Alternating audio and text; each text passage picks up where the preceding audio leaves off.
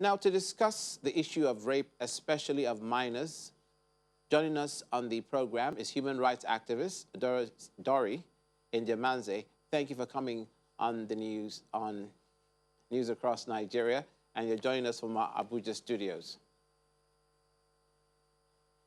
Thank you for having me on. Now, it's extremely frightening when we hear and report the number of cases of rape across the country, and especially also when it has to do with minors, children, toddlers, for crying out loud. Are you happy with the way some of these rape cases have been handled recently? I am not happy with the way sexual violence is handled generally in Nigeria. I'm not happy that sexual violence in Nigeria is not treated as an emergency.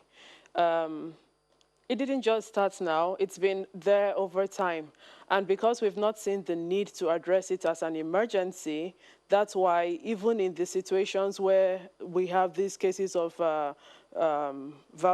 sexual violence against children, the reality is that the burden for access to justice still lies with the children. So the cost of access to justice is on the children. The children are supposed to pay for their medicals. The children are supposed to pay their ways to get police investigate appropriately. As I speak to you now, today, we are looking for how to raise money to give shelter to mothers of children 3 years and 4 years old that were raped in Abuja.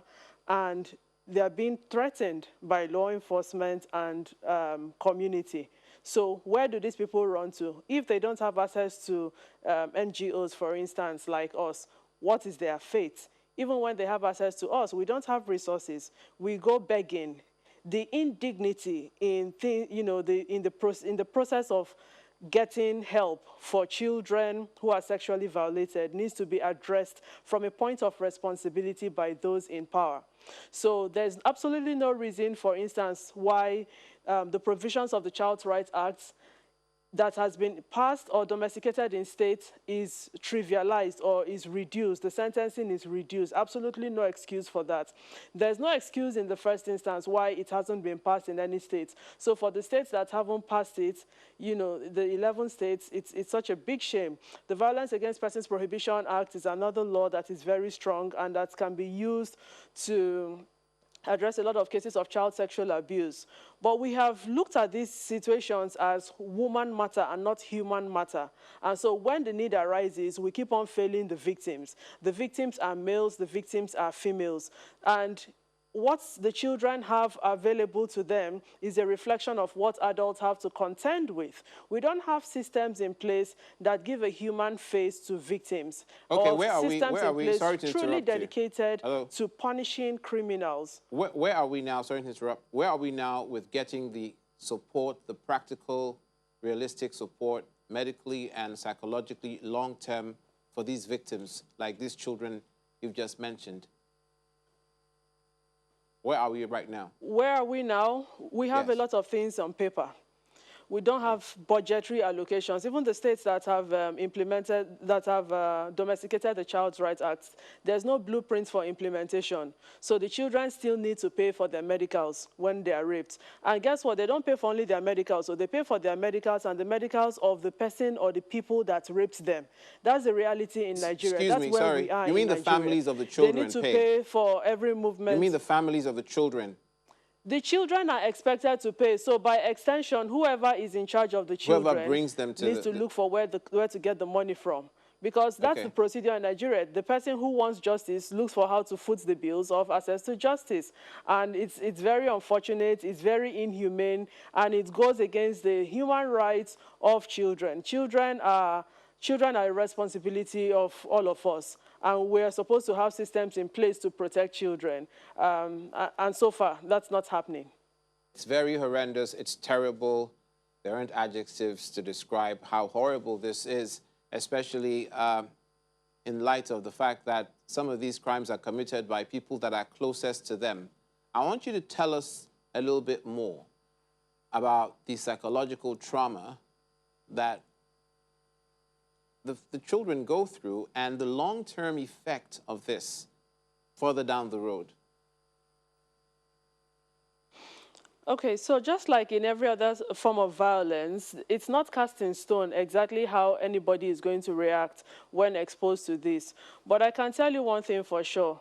As trauma, with every other kind of trauma, there are negative, there's really nothing positive to exposing people to child sexual abuse, absolutely nothing positive. A lot of children get withdrawn from their immediate environment because they distrust a lot of people. There's a lot of broken confidence and all of that, so trusting becomes more difficult.